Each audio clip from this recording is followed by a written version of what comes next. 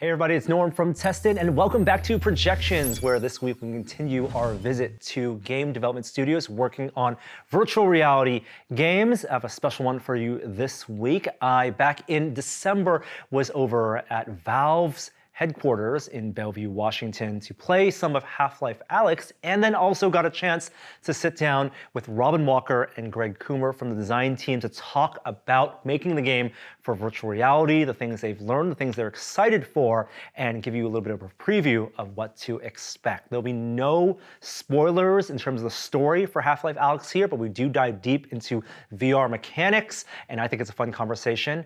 Please enjoy. So I guess to start off, what was it about VR gaming that made you connect the dots between that and Half-Life? We could start by answering it mostly as game designers. VR interested us, early on, as you sort of know, and I think as a game designer, the bit that really interested me was specifically the input.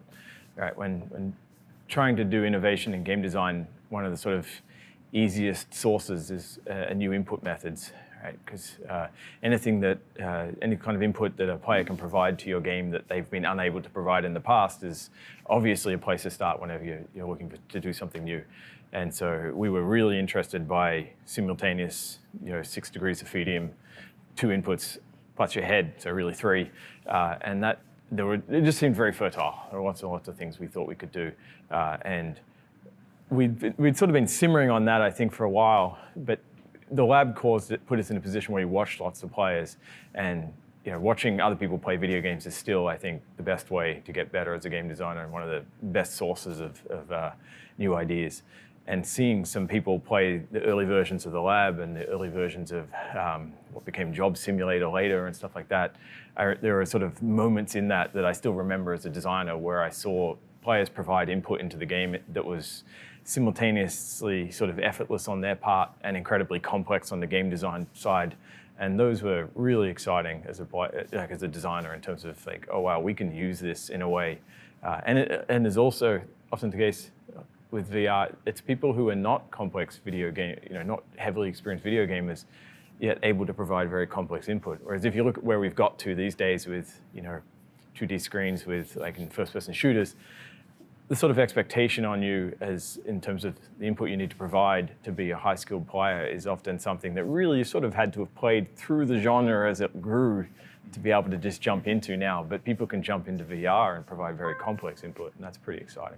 Yeah, it's interesting that you talked about simultaneous two-hand input being kind of the mechanism that really sparked excitement on this project.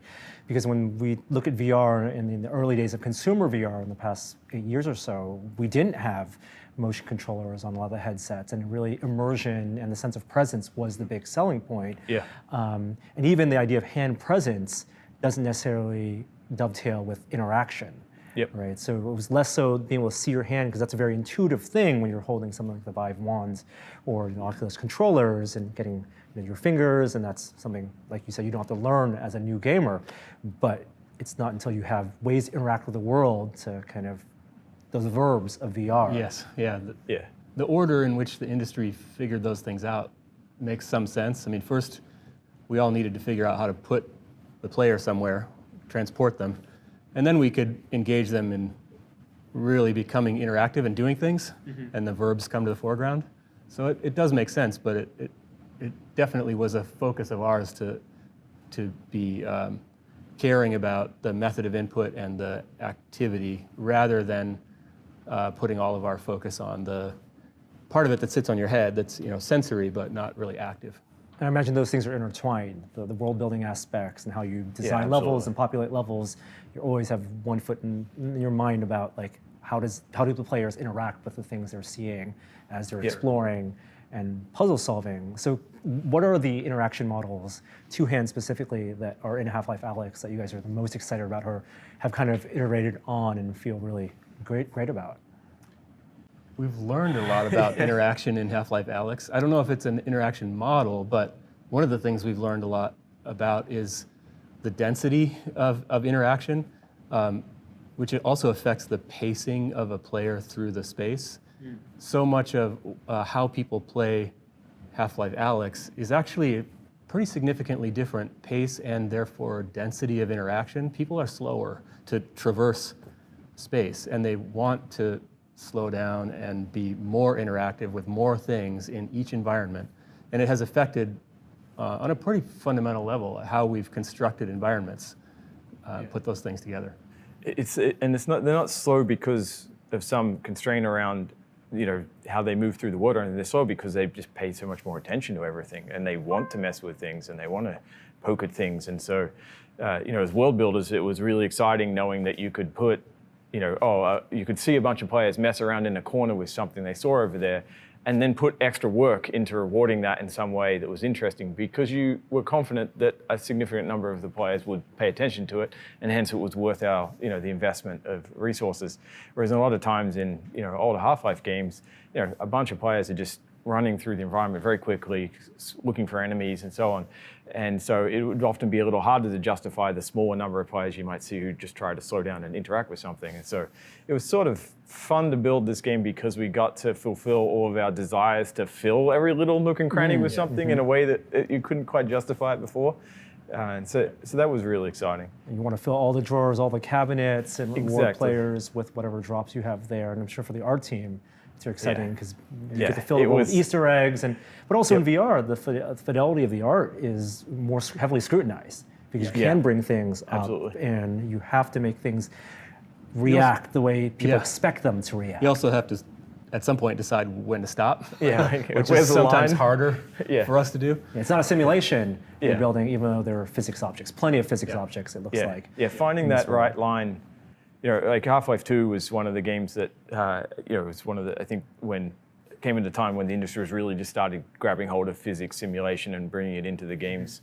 And the real challenge of Half-Life 2 was always finding the right balance of simulation. Like, where's the line between simulation and not simulation?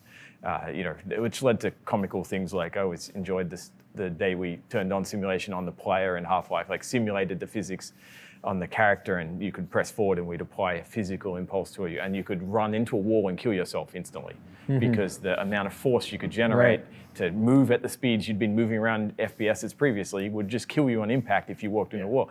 So it's like, all right, so we shouldn't simulate that much, right? And so Half-Life 2 was a big game of finding all the right places to simulate where it's good and to turn something away from simulation where you wanted to make something work more smoothly for the player, or some other reason why, from a game design perspective, it was better to not simulate that bit. And Alyx has been sort of another pass on that. Like, we've had to do that all again, but with a different set of problems. Yeah, different kinds of simulation, right? Like embodiment of the character, player character. The hands.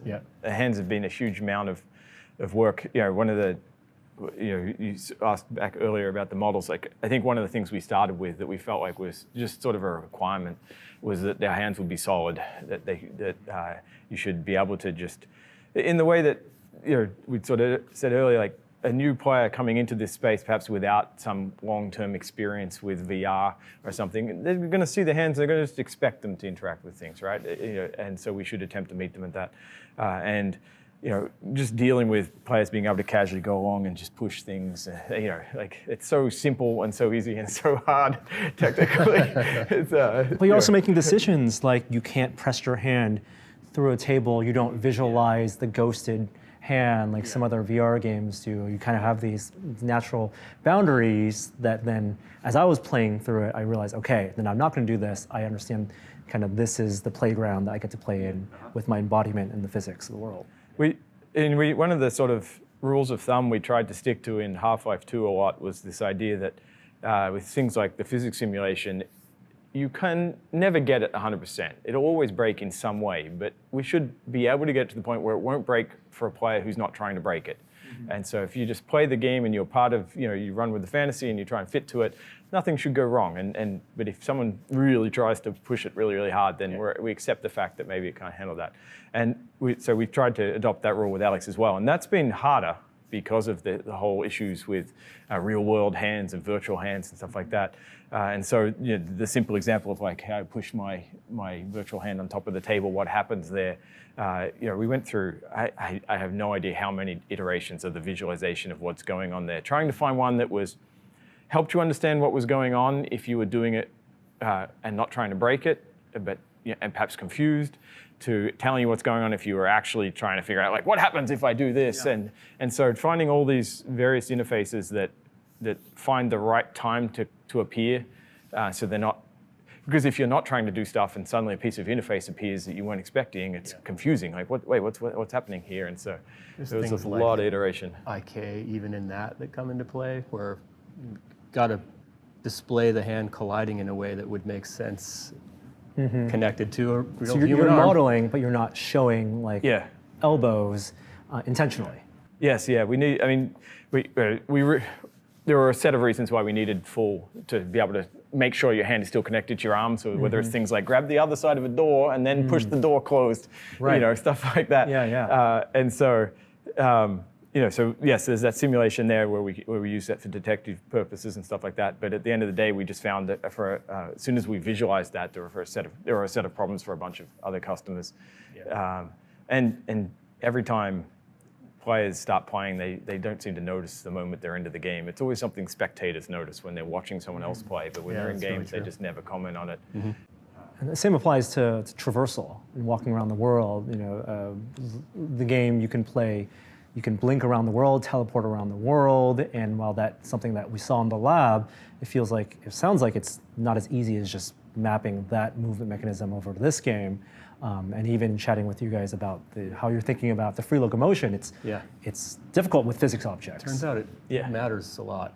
And we couldn't do the simple thing only, the lab implementation. The more we got into just the game design and actually people's preferences, and also the industry is really learning about how to best represent those things. And it wasn't really a one-size-fits-all thing. What did we have first? Well, I mean, we started with essentially, we were in different code base, but essentially lab solution, but immediately wanted to move away from a set of the interface stuff, right? Like we don't want to visualize the plane that you can move to and all that sort of stuff, which led to some problems we started to iterate on. But the real kicker was once we started building actual levels where like this is what our spaces need to look like, and you go from a space that might look like this clean surface behind us here, which is pretty easy to solve teleport to a room that has 80 different physics objects in it and doors and cupboards and all this sort of stuff. Letting people stand on tables. And exactly, teleport between barriers, but all at the same time. Things and being able to then teleport on top of them and all that sort of stuff. So our world got very complex, and on top of that, it was really interesting. A level designer started wanting to build gameplay that relied on traversal. So you couldn't, from a player standpoint, you might not really think about how teleport is working. You may just sort of assume it's teleport or whatever. But then you get to the point where suddenly now there's something which is preventing you moving somewhere, and you have to understand that would prevent you. You need to understand that you're traversing that space, not teleporting through that space. And so, that led to lots of discussions about should we attempt to fictionalize this and all this sort of jazz. And in the end, traversal was what we wanted, not teleport, because traversal opened up far more opportunities for game design through level work and so on. And so then it became a real question of, all right, how do we explain traversal to you in a natural sort of way? And in the end, did an enormous number of subtle things that all come together to help you understand. From the visualization to there's a lot of audio treatment. Footsteps, right? Not just, there's a full virtual like clothing simulator essentially that is looking at, like we have a concept of all the things that are essentially on Alyx, and they are affected, the sounds they generate while you teleport are affected by what our traversal figures out. Like if we know that you were going to jump down and then move across something, when you do that teleport, the clothing will play that drop down land sounds as you go and stuff like that. And so subconsciously, the player then understands that the character is actually moving through the space, even though you're blinking or kind of moving over there. And also allows you not to, so they can't cheat and just teleport past barnacles. You actually have to go around them. For Half-Life, that just wasn't the right thing, to just blink and teleport and ignore the traversal of space.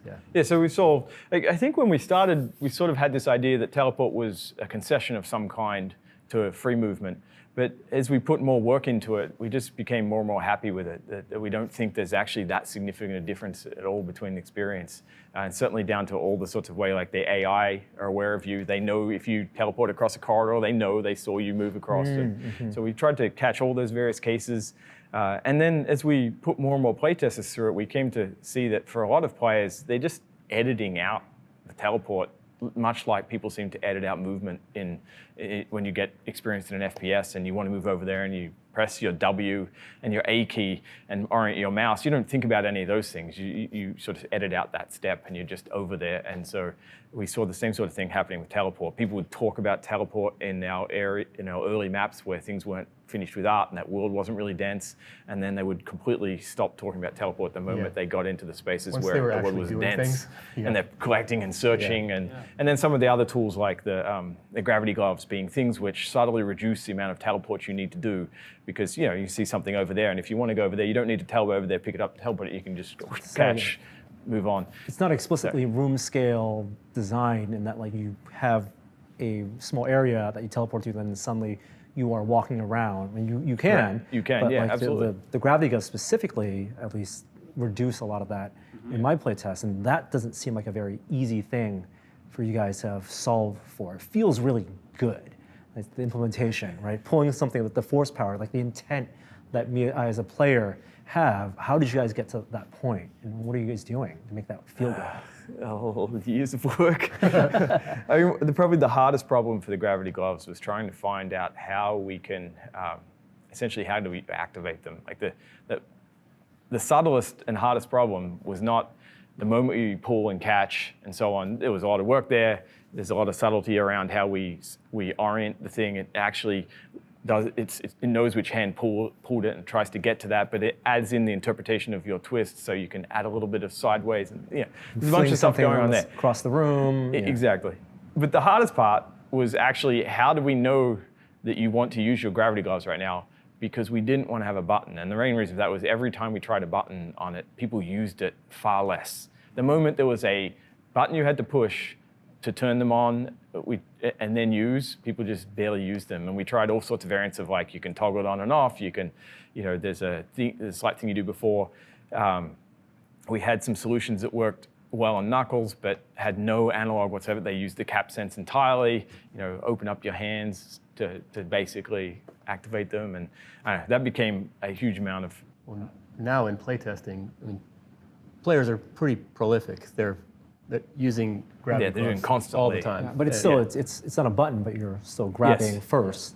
Yes. Either with the trigger or the grip button. So the key there was, originally when we tried it without buttons, we didn't want to collide with your pickup, right? And so we had all these problems. So it was on a different button. And what was interesting was we tried a number of different ideas, and every time it diverged from pickup, like the way you actually just grabbed an object, it didn't work. You would see people go like, oh, that's right.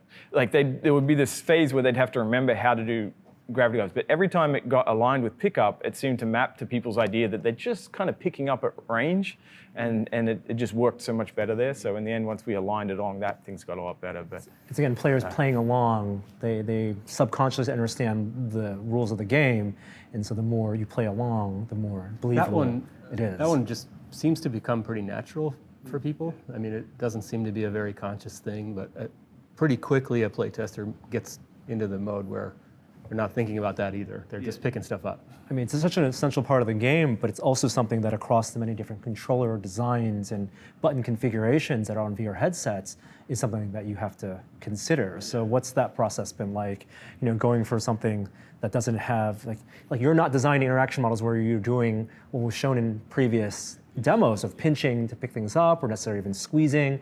Like in the Moon Lab demo, it's basically kind of the standard grab mechanic. So can you talk about some of the kind of design decisions into making that work with other controllers? I mean, I think many people, certainly other companies, and perhaps I think people's expectations of us would be that we would focus entirely on our hardware and drive that fully, like require it in some way.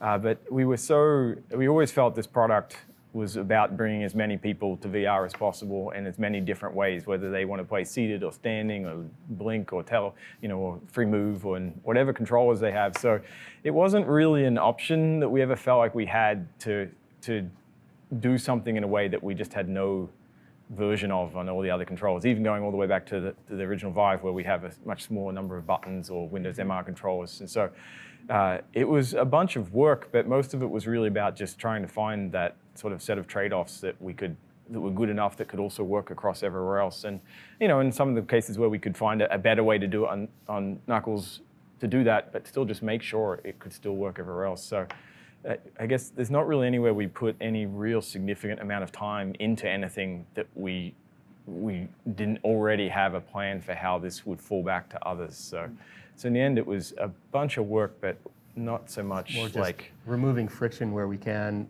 for each different type of controller. And we have more play testing to do for some of them, but our goal has really been to get that same ease and natural interaction just by removing friction or making it the lightest weight interaction that you can for things like gravity gloves. While also offering some pretty complex things that you can do, even like the reload of a pistol, which is part of the fun I've had playing this, in very heated combat moments, thinking about ammo management, looking at a UI that's essentially on my hand for ammo and then reloading. That's the muscle memory of building from that is something that we want players to develop. And it works differently across the different controllers. How do you think about that, like two-handed, near-field interaction as a part of the game? We're very happy with it. We think it's turned out better than we even hoped, I guess. And over time, we just kept putting more into it as players kept sort of saying they want to do more. Early on, we had sort of, I think, concerns about like, all right, this is fun to do for half an hour. Like, what if? Do they still want to do it 15 hours, right? But we just